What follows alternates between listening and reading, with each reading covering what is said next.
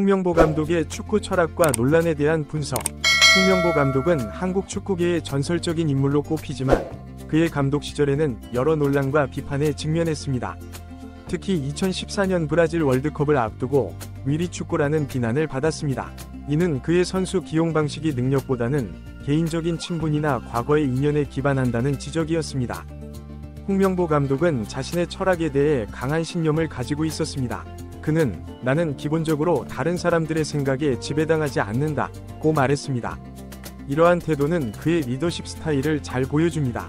그는 주변의 비판이나 의견에 귀를 기울이기보다는 자신의 판단을 믿고 밀어붙이는 경향이 있었습니다.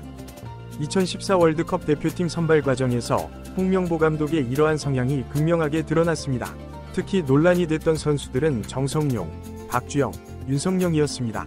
이들은 소속팀에서 부진하거나 출전 시간이 적였음에도 불구하고 대표팀에 계속 발탁되었습니다. 박주영의 경우 소속팀에서 거의 출전하지 못했음에도 선발되었습니다.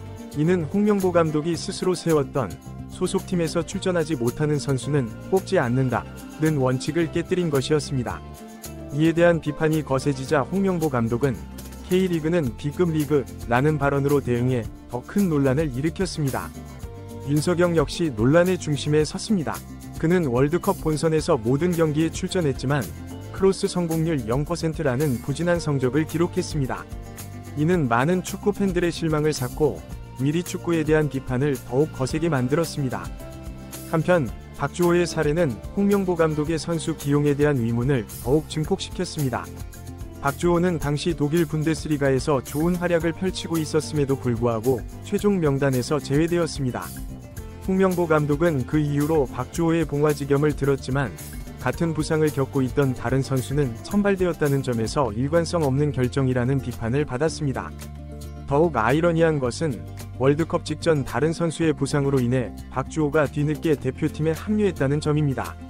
하지만 그는 월드컵 본선에서 단 1분도 뛰지 못했습니다. 이는 홍명보 감독의 선수 기용에 대한 의구심을 더욱 깊게 만들었습니다. 홍명보 감독의 위리축구는 팬들의 거센 비판을 받았지만 그는 이에 대해 크게 신경 쓰지 않는 듯한 모습을 보였습니다. 그는 부정적인 시각을 가졌던 선수들이 좋은 몸 상태를 보이지 못했기 때문에 결과적으로 감독이 어느 정도 책임을 져야 한다고 말했지만 자신의 결정에 대해 깊이 반성하는 모습은 보이지 않았습니다. 이러한 홍명보 감독의 태도는 한국 축구계에 큰 파장을 일으켰습니다. 많은 팬들과 전문가들은 능력과 실력보다는 개인적인 관계나 과거의 인연이 선수 선발의 주요 기준이 되는 것에 대해 우려를 표명했습니다. 이는 한국 축구의 발전을 저해할 수 있는 요소로 지적되었습니다. 특히 손흥민의 사례는 홍명보 감독의 선수 기용에 대한 또 다른 의문을 제기합니다. 손흥민은 2012년 런던 올림픽과 2014년 아시안게임 모두에 차출되지 못했습니다. 당시 손흥민은 독일 분데스리가에서 뛰어난 활약을 펼치고 있었음에도 불구하고 홍명보 감독의 선택을 받지 못했습니다. 이에 대해 여러가지 설이 돌았지만 결국 밝혀진 바로는 홍명보 감독이 손흥민의 필요성을 크게 느끼지 않아 협회에서 아예 손흥민의 소속팀에 차출 공문을 보내지 않았다는 것입니다.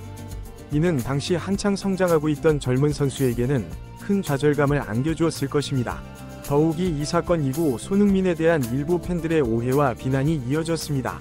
손흥민이 직접 올림픽 참가를 거부했다는 근거 없는 소문이 퍼졌고 이는 오랜 시간 동안 손흥민의 이미지에 부정적인 영향을 미쳤습니다. 이는 선수 선발 과정의 불투명성과 소통 부재가 얼마나 큰 문제를 야기할 수 있는지를 보여주는 사례입니다. 홍명보 감독의 위리축구는 단순히 개인적인 선호도에 따른 선수 기용을 넘어 한국 축구계 전반의 문화와 시스템에 대한 문제를 제기했습니다. 능력주의보다는 인맥과 과거의 인연이 중요시되는 문화, 비판을 수용하지 않고 자신의 결정만을 고수하는 리더십, 그리고 이에 대한 책임을 회피하는 태도 등이 지적되었습니다.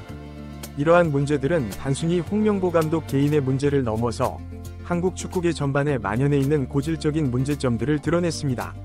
실력과 능력보다는 인맥과 위리가 중요시되는 문화, 비판과 새로운 의견을 수용하지 않는 폐쇄적인 시스템, 그리고 책임을 회피하는 태도 등이 한국 축구의 발전을 저해하는 요인으로 지적되었습니다.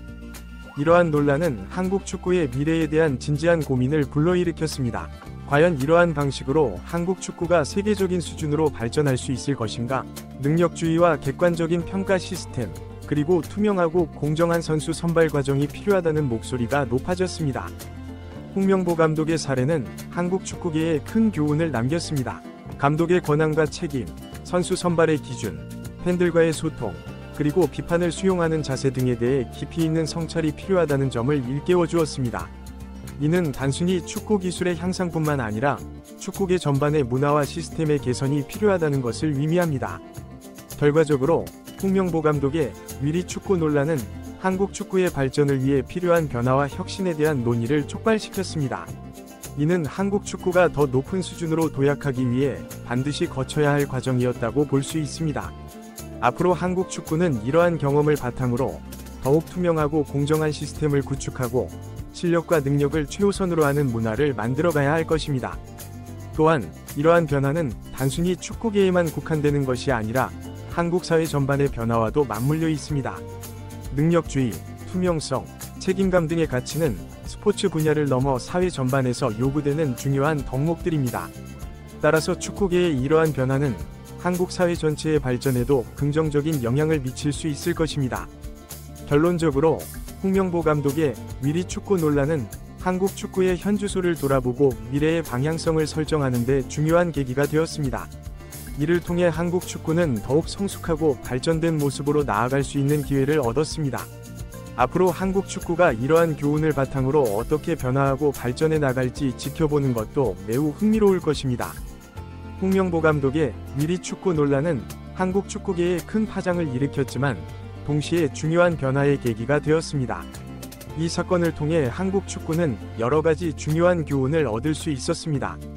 첫째, 선수 선발 과정의 투명성과 공정성의 중요성입니다. 홍명보 감독의 선수 기용 방식에 대한 비판은 결국 선수 선발 기준이 불명확하고 주관적이라는 점에서 비롯되었습니다. 이는 향후 한국 축구계가 보다 객관적이고 투명한 선수 평가 및 선발 시스템을 구축해야 한다는 필요성을 일깨워 주었습니다. 둘째, 리더십과 소통의 중요성입니다. 홍명보 감독이 비판과 의견에 귀를 기울이지 않고 자신의 결정만을 고수한 것은 결과적으로 팬들과 미디어와의 소통 부재로 이어졌습니다. 이는 현대 스포츠에서 리더의 역할이 단순히 기술적인 지도를 넘어 다양한 이해관계자들과의 원활한 소통과 관계 형성에 있다는 점을 보여줍니다. 셋째, 책임감의 중요성입니다. 결과에 대한 책임을 회피하거나 다른 이에게 전가하는 태도는 리더로서 적절하지 않습니다. 이는 향후 한국 축구계 지도자들이 자신의 결정에 대해 더욱 책임감 있는 태도를 가져야 한다는 교훈을 남겼습니다. 넷째, 능력주의의 중요성입니다. 위리나 개인적 친분보다는 실력과 능력을 우선시하는 문화가 필요하다는 인식이 확산되었습니다. 이는 한국 축구의 경쟁력 향상을 위해 반드시 필요한 변화입니다. 다섯째, 젊은 선수 육성의 중요성입니다. 손흥민의 사례에서 볼 수 있듯이 유망한 젊은 선수들에게 충분한 기회를 제공하는 것이 한국 축구의 미래를 위해 중요하다는 점이 부각되었습니다. 이러한 교훈들을 바탕으로 한국 축구는 새로운 변화의 길을 모색하게 되었습니다. 대한축구협회는 보다 체계적이고 객관적인 선수 평가 시스템을 도입하기 시작했고, 감독 선임 과정에서도 더욱 엄격한 기준을 적용하게 되었습니다. 또한 팬들과의 소통을 강화하기 위한 다양한 노력들이 이루어졌습니다. SNS를 통한 직접적인 소통, 팬 미팅 등의 행사 개최, 그리고 보다 투명한 정보 공개 등을 통해 축구계와 팬들 사이의 거리를 좁히려는 시도가 계속되고 있습니다. 한편 젊은 선수들의 육성과 해외 진출 지원에도 더 많은 관심과 노력이 기울여지고 있습니다. 이는 손흥민, 김민재 등 세계적인 선수들의 성공에 힘입어 더욱 가속화되고 있습니다. 그러나 이러한 변화와 노력에도 불구하고 여전히 한국 축구계에는 많은 과제가 남아 있습니다. 위리 축구로 대표되는 폐쇄적이고 보수적인 문화는 완전히 사라지지 않았으며, 여전히 일부에서는 능력보다는 인맥이 중요시되는 경향이 있습니다. 또한 축구계 전반의 시스템과 구조적인 문제들도 여전히 존재합니다. 예를 들어 국내 리그의 경쟁력 강화, 유소년 축구 시스템의 개선, 그리고 여자 축구의 발전 등 아직 해결해야 할 과제들이 많이 남아 있습니다. 따라서 한국 축구는 앞으로도 계속해서 변화와 혁신을 추구해야 할 것입니다. 위리 축구 논란을 통해 얻은 교훈을 바탕으로 보다 투명하고 공정하며 능력 중심의 축구 문화를 만들어가는 것이 중요합니다. 이는 단순히 축구계만의 문제가 아니라 한국 사회 전반의 발전과도 맞물려 있는 중요한 과제입니다. 결국 홍명보 감독의 위리 축구 논란은 한국 축구의 과거와 현재, 그리고 미래를 되돌아보게 만드는 중요한 사건이었습니다. 이를 통해 한국 축구는 더 나은 미래를 향해 한 걸음 더 나아갈 수 있는 기회를 얻었습니다. 앞으로 한국 축구가 이러한 교훈을 바탕으로 어떻게 발전해 나갈지, 그리고 세계 축구 무대에서 어떤 성과를 이룰지 지켜보는 것도 매우 흥미로울 것입니다.